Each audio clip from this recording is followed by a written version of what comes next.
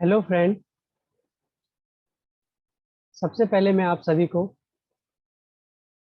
Thanks कहना चाहूँगा,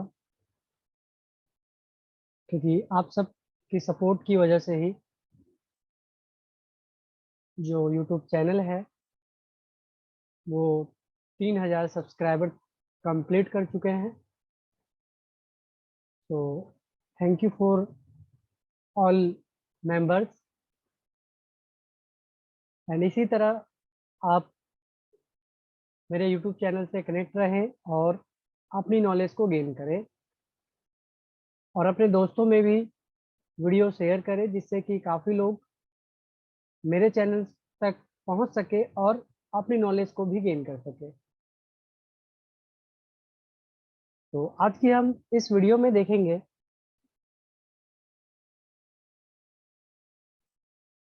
मेरे सामने एक बोर्ड है। इस बोर्ड को हम जब टेस्ट करने के लिए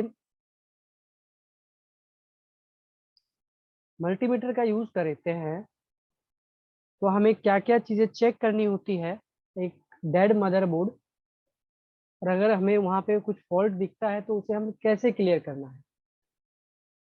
ठीक है। तो मेरे पास जो मदरबोर्ड है बेसिकली इसमें सॉर्टिंग है। तो मैं आपको दिखाऊंगा कि सॉर्टिंग जो है वो कैसे रिमूव करना है। ठीक है।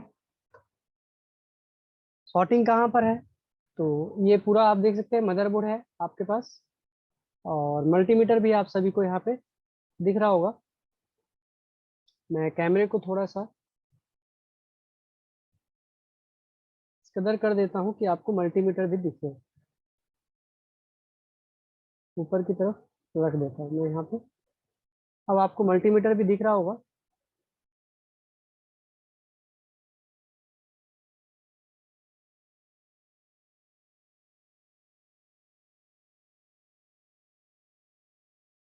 अब यहाँ पे हम देख लेते हैं कि जब भी हमारे पास एक मदरबोर्ड आता है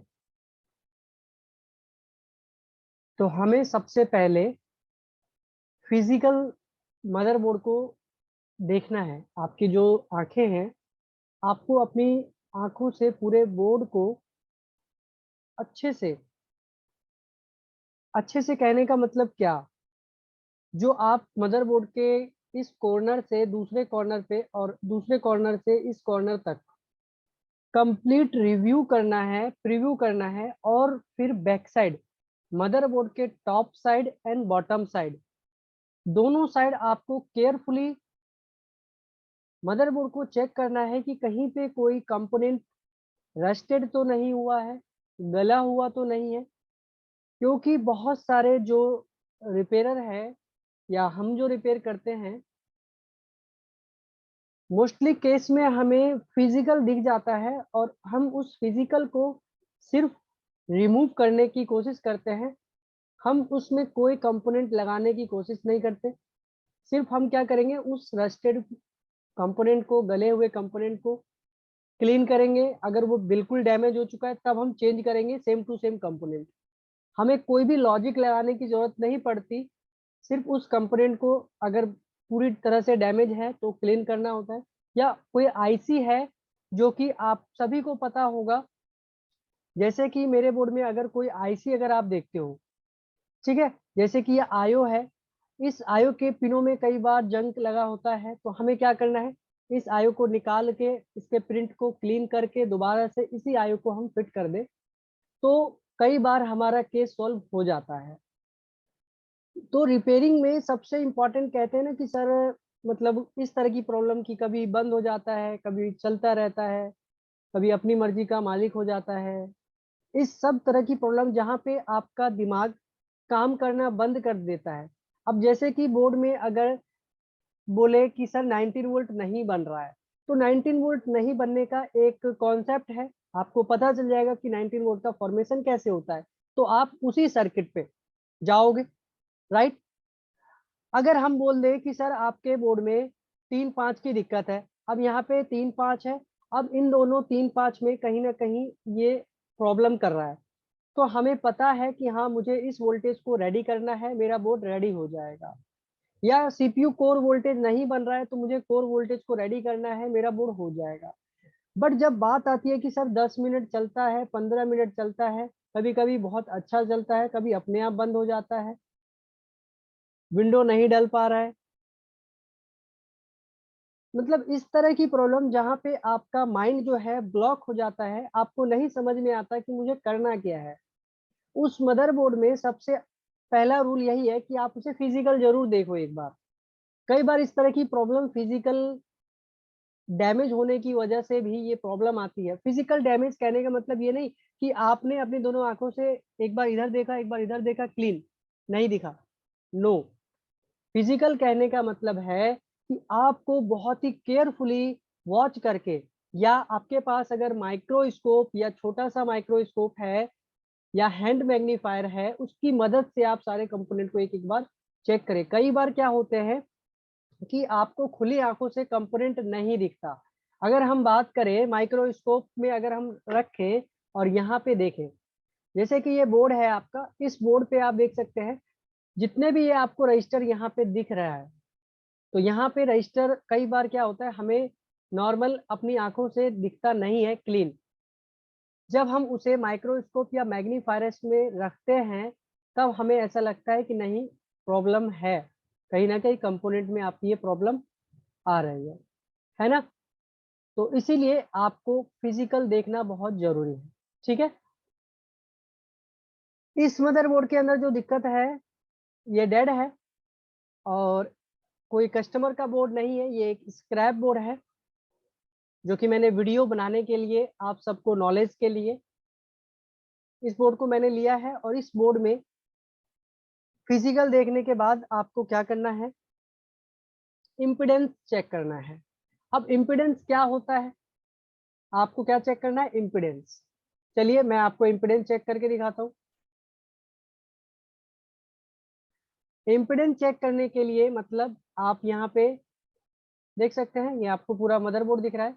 इस मदरबोर्ड में आपको क्वाइल्स नजर आ रही होगी, जैसे एक क्वाइल यहाँ पे है जहाँ पे मैं प्रॉप टच कर रहा हूँ, सेकंड यहाँ पर है, फिर यहाँ पे क्वाइल है, फिर इसके नीचे भी एक क्वाइल है, यहाँ पे क्वाइल है, यहाँ भी क्वाइल है, ठीक है, और एक यहाँ क्वाइल है जो कि रैम सोलर के पास में है। ये वेबकैम जो है कवर कर रहा है, इसलिए मदरबोर्ड में क्वालिटी थोड़ी सी डाउन है। वेबकैम की आप सभी को पता होगा क्वालिटी एचडी नहीं होती। हाँ, माइक्रोस्कोप में हम क्वाइल्स को देखें तो हमें क्लीन दिखेगा, ठीक है। आप माइक्रोस्कोप में देख सकते हैं, जो आईसी मैंने माइक्रोस्कोप में रखी है वो यहाँ पर वेबकैम आपको दिखा रहा है, और माइक्रोस्कोप आपको पिन काउंटिंग एंड उसके पास लगे कंपोनेंट को क्लीन तरीके से आपको दिखा रहा है। तो यही फर्क है आपके वेबकैम में माइक्रोस्कोप में। वेबकैम जो कि वीडियो बनाने के लिए लोग यूज करते हैं, क्वालिटी की फर्क होती है, कोई हाई क्वालिटी का भी रखते हैं, बट वेबकैम आप कितना भी हाई क्वालिटी का रखो, आपको जो माइक्रोस्कोप दे सकता है वो वेबकैम नहीं दे सकता, ठीक है। तो आई होप आप सब समझ सकते हैं। तो यहाँ पे हमें इम्पिडेंस चेक करने के लिए क्या करना होता है, आपके पास जो मल्टीमीटर है, आपके पास जो मल्टीमीटर है, इस मल्टीमीटर के अंदर आपको अपने प्रॉप को डायोड मोड पे, रेंज को डायोड मोड पे करना है, ठीक है।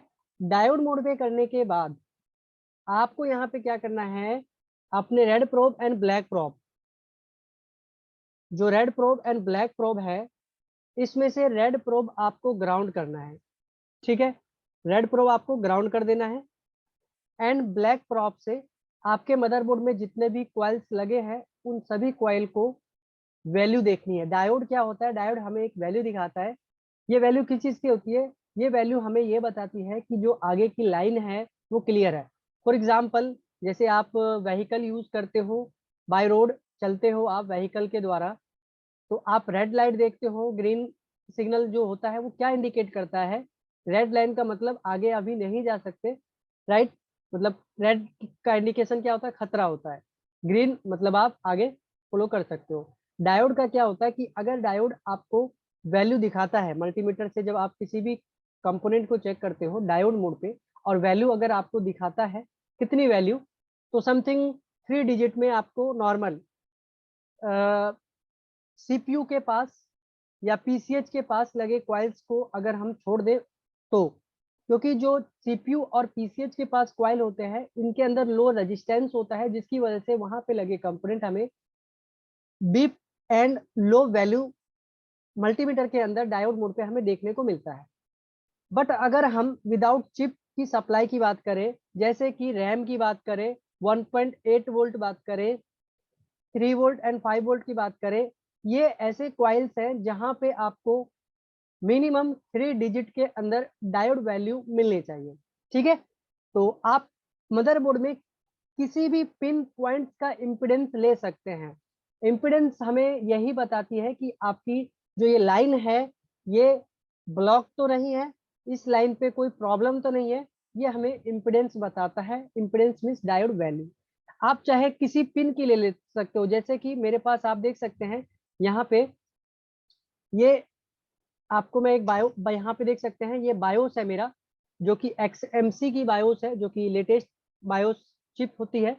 अब इस बायोस के अंदर 8 पिन होता है। अब इस बायोस के 8 पिन का मैं अगर डायोड वैल्यू चेक करना चाहूँ, अगर इस 8 पिन में से 2 से 3 पिन या किसी भी पिन पे डायोड वैल्यू 3 डिजिट से कम अगर आती है, तो मुझे ऐसा लगेगा कि कहीं ना कहीं इस लाइन में प्रॉब्लम है, या 0 0 आता है, दैट मीन आपकी लाइन में प्रॉब्लम। बायोस का सिर्फ एक पिन जो कि पिन नंबर 4 ग्राउंड होता है, उसके अलावा जो 7 पिन है वो सभी पिनों पे मुझे डायोड की एक अच्छी खासी वैल्यू दिखनी चाहिए। तो आप यहाँ पे देखोगे कि मैं 1 बाय 1 अगर टच करूं, तो यहाँ पे पिन नंबर 1 है, मैंने रेड प्रोब को देख सकते हैं ग्राउंड कर दिया है यहाँ पे। अगर मैं आपके सामने यहाँ कर दूं, तो यहाँ पे मैंने डायोड को ग्राउंड, रेड को ग्राउंड कर दिया, ब्लैक से मैं कंपोनेंट पे टच करूंगा। तो आप माइक्रोस्कोप में देख सकते हैं मैंने पिन नंबर 1 पे टच किया है, तो मेरे मल्टीमीटर के अंदर आपको वैल्यू अभी नजर नहीं आ रही है। वैल्यू नजर नहीं आ रही है, इसका मतलब क्या, वैल्यू तो नजर आनी चाहिए। तो मैं क्या करूंगा, डायोड वैल्यू को थोड़ा कम कर दूंगा, तो जो कि 2K पे डायोड वैल्यू की सेट है, क्योंकि मेरे मल्टीमीटर में डायोड ओम्स रेंज पे सेट किया गया है। यहाँ पे मैं आप चेक करूंगा, तो यहाँ पे एक वैल्यू आकर रिमूव हो चुका है। मैं इसे कहीं ना कहीं म्यूजिक मोड पे रखूंगा। मैंने इसे म्यूजिक मोड पे रख दिया है अपने मल्टीमीटर के प्रॉप को, रेंज को। अब मैं आपको पिन नंबर 1 का इम्पिडेंस दिखा रहा हूँ। तो मैंने बीप मोड पे रखा, यहाँ पे जो बायोस की जो डायोड मोड पे भी आप वैल्यू चेक कर सकते हो एंड बीप मोड पे भी चेक कर सकते हो। अलग अलग मल्टीमीटर होते हैं, और कुछ मल्टीमीटर में बीप और डायोड दोनों एक साथ होता है, किसी किसी में अलग अलग होता है। तो जिसमें दोनों एक ही साथ है वो आप कहीं भी रख सकते हैं, उसी पे रख सकते हैं। डायोड अलग है, बीप अलग है, तो आप बीप पर भी इम्पिडेंस चेक कर सकते हो। तो मैंने पिन नंबर 1 पे रखा, तो आप देख सकते हैं ये कहीं ना कहीं एक वैल्यू ही है, जो डायोड वैल्यू हम कह सकते हैं। तो यहाँ पे क्या है कि पिन नंबर 1 का इम्पिडेंस ठीक है, वैल्यू अच्छी है। सेम पिन नंबर 2 का अगर हम इम्पिडेंस देखें, तो पिन नंबर 2 पे भी समथिंग ऑलमोस्ट सेम इम्पिडेंस मुझे यहाँ पे दिख रहा है। पिन नंबर 3 का अगर इम्पिडेंस हम देखें, तो पिन नंबर 3 पे भी ठीक है। पिन नंबर 4 का अगर हम वैल्यू इम्पिडेंस देखें, तो ये बिल्कुल 0 0 हो गया, और मुझे बीप की साउंड आ रही है। आप तक नहीं आ रही होगी, क्योंकि बीप थोड़ी कम है। तो वैल्यू से आपको पता चल रहा है कि मैंने एक प्रोब को अगर ग्राउंड किया है और दूसरा प्रोब अगर मैं ग्राउंड करता हूँ, तब आपको वैल्यू 0 0 आता है। तो यहाँ पे आने का मतलब ये है कि ये पिन नंबर 4 ग्राउंड है, जो कि होना चाहिए। बाकी पिन नंबर 5 की अगर हम इम्पिडेंस चेक करें, तो पिन नंबर 5 की हम अगर इम्पिडेंस आपको चेक कराएं, तो यहाँ पे आप देख सकते हैं यहाँ का इम्पिडेंस भी ठीक है। पिन नंबर 6 का इम्पिडेंस अगर चेक करें, तो 6 का भी ठीक है। 7 का इम्पिडेंस ठीक है। 8 का इम्पिडेंस। तो आपको ये भी याद रखना है कि कई बार क्या होता है, हमारे बायोस के कुछ एक पिन पे या 2 पिन पे कोई भी वैल्यू अगर नहीं आती है, इसका मतलब ये है कि आपका जो ये जहां से ये ट्रैक जिसके साथ कनेक्टेड होगा, कहीं ना कहीं ये उससे कनेक्टेड नहीं है। कैसे पता चलता है, जब हमें कोई वैल्यू नजर ना आए, ना ही बीप मोड पे और ना ही डायोड मोड पे, या किसी भी जगह का। क्योंकि वैल्यू हमें क्या बताता है, 2 चीज बताता है। वैल्यू हमें ये बताता है कि इसके जो बाय रोड है, जो ट्रैक है, वो किसी ना किसी कंपोनेंट से कनेक्टेड है, पहली चीज। दूसरा इम्पिडेंस डायोड वैल्यू हमें क्या बताता है कि ये जो लाइन है, सिग्नल है, या आगे का लाइन क्लियर है, कोई भी प्रॉब्लम नहीं है इस लाइन में। अगर वैल्यू नजर नहीं आई तो इसका सिर्फ एक प्रॉब्लम है, वैल्यू ना आए, मतलब 0 0 आ रहा है वो भी एक वैल्यू है। और जैसे कि अभी आप मेरे मल्टीमीटर में देख सकते हैं ये 1 है, और मैं प्रॉप टच करूं कहीं भी और मुझे 1 ही नजर आए, दैट मीन मुझे कोई वैल्यू आ ही नहीं रहा, ना ही 1 2 3 डिजिट में आ रहा है, ना ही 0 0 आ रहा है। मतलब आपकी जो भी पिन पे काउंटिंग नहीं आ रही है, ये लाइन जिससे कनेक्टेड होनी चाहिए थी ये उससे कनेक्टेड नहीं है, मतलब बीच में से कहीं ना कहीं किसी का ट्रैक डिस्टर्ब हो गया है, किसी न किसी का ट्रैक डिस्टर्ब हो गया है। जैसे कि बहुत अच्छा सा एग्जांपल आपको इससे समझ में आएगा कि आपका जो कीबोर्ड कनेक्टर होता है, समझना बात को, कीबोर्ड का जो कनेक्टर होता है आपका, इसमें अगर हम बात करें तो ये कीबोर्ड का कनेक्टर है। और इस कीबोर्ड कनेक्टर से प्रॉब्लम क्या आती है कि प्रॉब्लम आती है कि सर कोई सा भी कीबोर्ड का कोई भी की काम नहीं कर रहा है। अगर कोई भी की काम नहीं कर रहा आपके कीबोर्ड का, तो आप अपने बोर्ड में जो आईओ लगी हुई है इसे रिप्लेस कर दे। सबसे पहले तो आपको कीबोर्ड चेंज करके देखना है, कार्ड लेवल का वो काम होता है।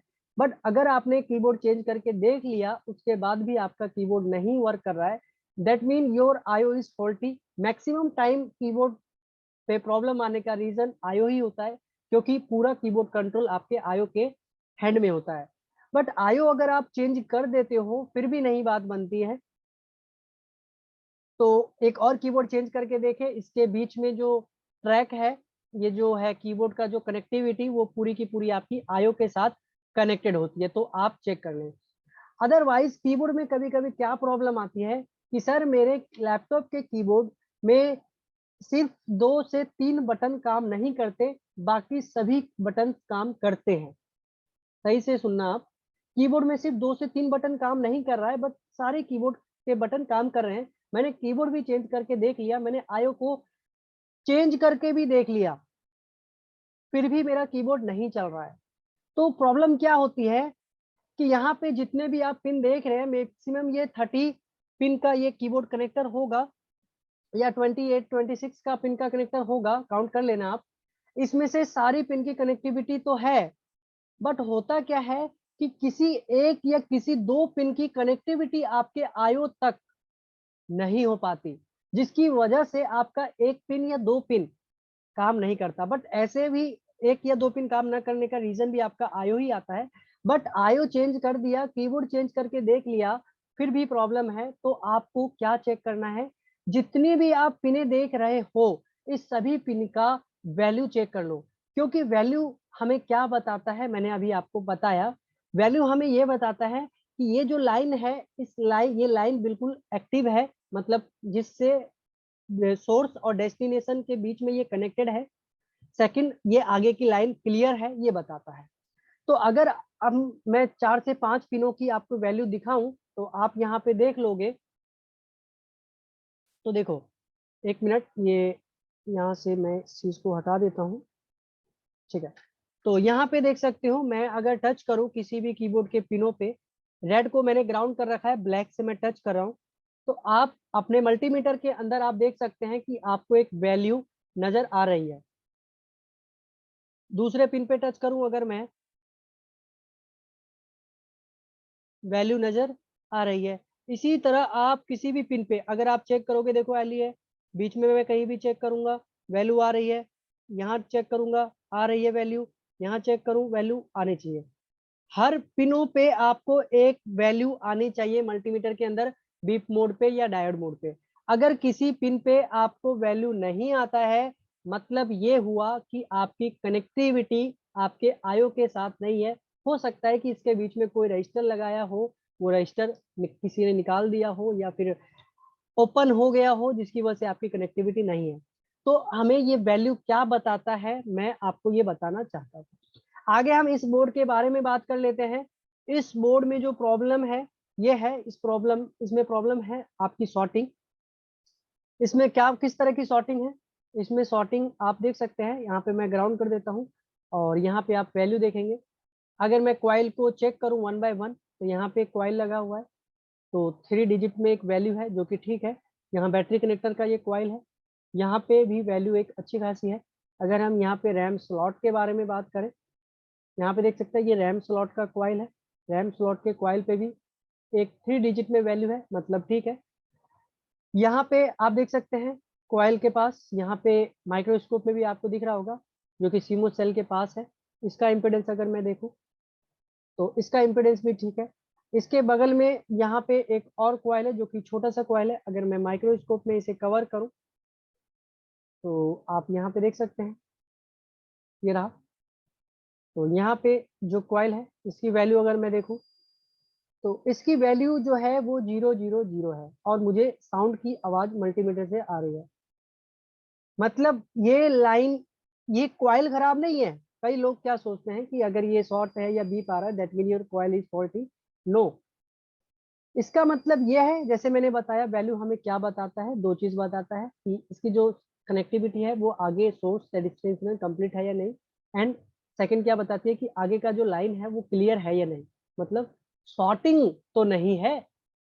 तो अगर मेरा कोई भी कॉइल ग्राउंड से बीप करता हो, जैसे कि मैंने एक ग्राउंड पे लगाया है, दूसरा मैं ग्राउंड पे टच करूंगा तभी मुझे वैल्यू 0 0 आना चाहिए। बट इस कॉइल पे तो एक वोल्टेज बनता है, ये तो पॉजिटिव लाइन है ना, तो यहाँ पे मुझे 0 0 क्यों?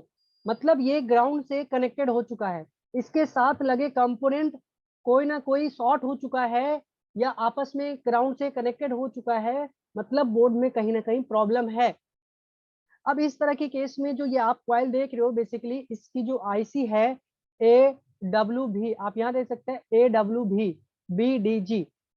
तो इसका जो 3 डिजिट AWV, ये एक स्टेप डाउन की आईसी होती है, बट स्टेप डाउन की सिंगल आईसी है। AWV ये 3 वोल्ट की आईसी है, और इसके बगल में आप यहाँ देख सकते हो AWW, ये 5 वोल्ट की आईसी है। तो 3 वोल्ट एंड 5 वोल्ट दोनों आपका यहीं पर है, जो कि 3 वोल्ट के लाइन में मुझे शॉर्टिंग नजर आ रही है। आप अगर एक बार और देखें तो मैं यहाँ पे कॉइल पे टच कर रहा हूँ तो मुझे वैल्यू 0 0 आ रही है। अब मैं कॉइल के किसी भी साइड टच करूंगा तो मेरे को वैल्यू 0 0 ही नजर आने वाली है। ठीक है, तो मुझे यहाँ पे क्या करना है, शॉर्टिंग को रिमूव करना है। अब शॉर्टिंग रिमूव कैसे की जाएगी? शॉर्टिंग रिमूव करने के लिए मुझे यहाँ पे वोल्टेज इंजेक्ट करके देखना पड़ेगा कि कौन सा कंपोनेंट हीट हो रहा है। अब शॉर्टिंग निकालने के लिए हमें इस चीज को भी ध्यान रखना होता है कि आखिर हमें यहाँ पे कितना वोल्टेज इंजेक्ट करना है। वोल्टेज हमें वहां पे उतना ही वोल्टेज इंजेक्ट करना है जितना वोल्टेज इस कॉइल पे ओके कंडीशन में बनता है। जैसे कि आप पूरे मदरबोर्ड के अंदर अगर मैं आपको दिखाऊं, ये जो आपका पूरा मदरबोर्ड है, इस मदरबोर्ड में 6 से 7 कॉइल आपको नजर आएंगे, और इस सभी कॉइल्स पे अलग अलग तरीके का वोल्टेज बनता है। जैसे यहाँ पे ये 3 वोल्ट का कॉइल है, ये बैटरी सीमोस कनेक्टर के पास 5 वोल्ट की कॉइल है, रैम के पास 1.3 वोल्ट 5 वोल्ट की कॉइल है, बैटरी के पास 12 वोल्ट की बैटरी, मतलब 12 वोल्ट यहाँ तक यहाँ पे जनरेट हो सकता है। यहाँ पे समथिंग ये छोटा सा कॉइल है 1.8 वोल्ट का कॉइल है, यहाँ पे ये 1 वोल्ट का कॉइल है, यहाँ पे CPU core something 1 volt and graphics core something 1 volt. तो हमें जिस जिस कॉइल पे जितना वोल्टेज बनता है ओके कंडीशन पे, वहां पे उतना ही वोल्टेज तक इंजेक्ट कर सकते हैं, या तो उससे कम या तो मैक्सिमम वही वोल्टेज जितना वहां पे बनता है। जैसे हमारे बोर्ड में प्रॉब्लम आती है 19 वोल्ट की शॉर्टिंग, तो लोग 19 वोल्ट की शॉर्टिंग में क्या करते हैं, हमारे यहाँ पे जो 19 वोल्ट की शॉर्टिंग होती है, जो कि आप सीएलआर देख सकते हैं, यहाँ पे ये सीएलआर है हमारा, तो यहाँ पे 19 वोल्ट ट्रेवल करता है, तो हम यहाँ पे 1 वोल्ट से 10 वोल्ट 12 वोल्ट तक जा सकते हैं।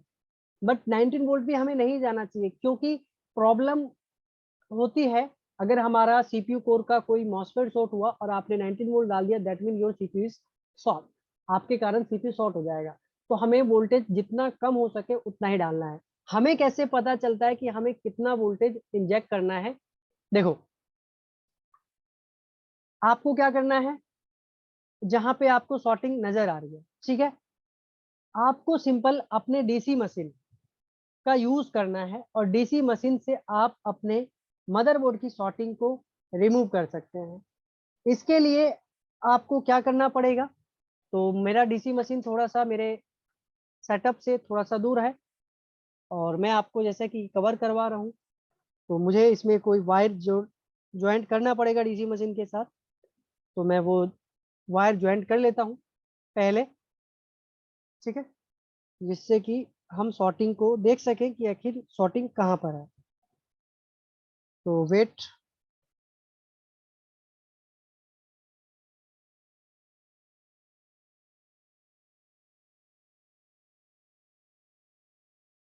यहाँ पे मैं क्रोकोडाइल वायर यूज करूंगा। और आपको डीसी मशीन मेरा दिख रहा होगा। डीसी मशीन जो है अभी वोल्टेज जो है 2 वोल्ट पे सेट किया है मैंने।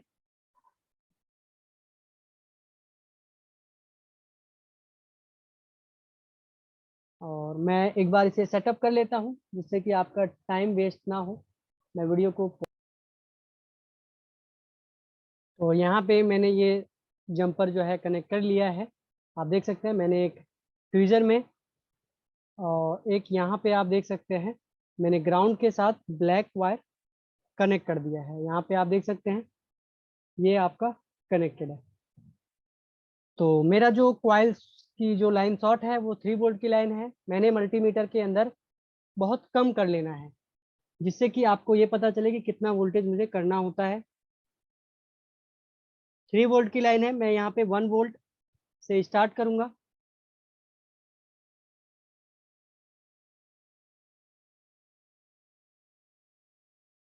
सॉरी ये ज़्यादा हो रहा है, कम करना है मेरे को।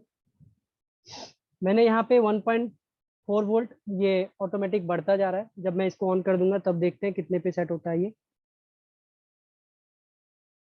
तो मैं डीसी मशीन को ऑन कर देता हूँ यहाँ से।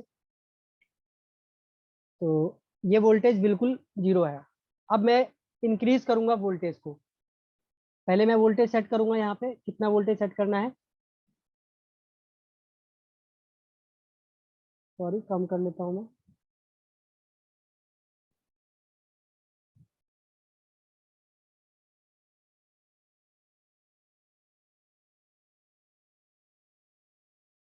यहाँ पे मैंने समथिंग 1 वोल्ट पे सेट कर लिया है। और मैं यहाँ पे टच करूंगा एक बार ट्वीजर को, और फिर देखता हूँ कि आखिर कितनी शॉर्टिंग ले रहा है। हल्का हल्का ये वोल्टेज इंक्रीज हो रहा है डीसी मशीन ऑटोमेटिक। तो मैं यहाँ पे देख लेता हूँ। मैंने यहाँ पे डीसी कनेक्टर का यूज़ कर लिया क्योंकि जो जंपर था वो प्रॉब्लम क्रिएट कर रहा था। तो मैंने यहाँ पे 1 पॉइंट वोल्टेज थोड़ा सा कम कर देता हूँ पीछे। कम हो रहा है, ज़्यादा हो रहा है, और ऑन करता हूँ मैं। तो 2 वोल्ट पे जो मैंने ऑन किया तो यहाँ पे लोड जा रहा है, बट ये वोल्टेज थोड़ा ऑटोमेटिक बढ़ता जा रहा है। इसको मैं बंद कर दूंगा।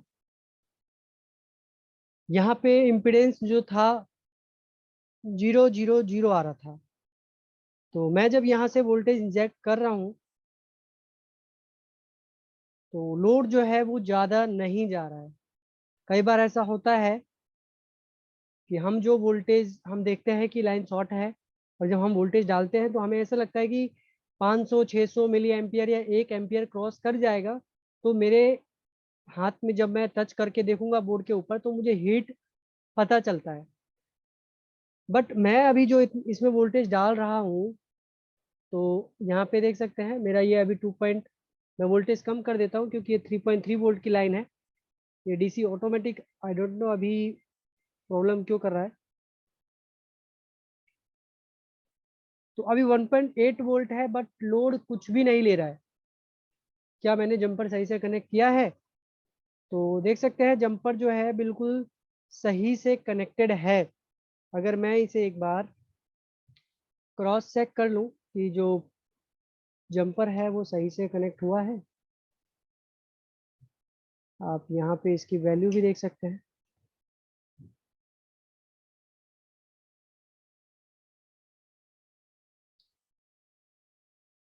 यहाँ पे, और इसकी वायर पे अगर मैं टच करूँ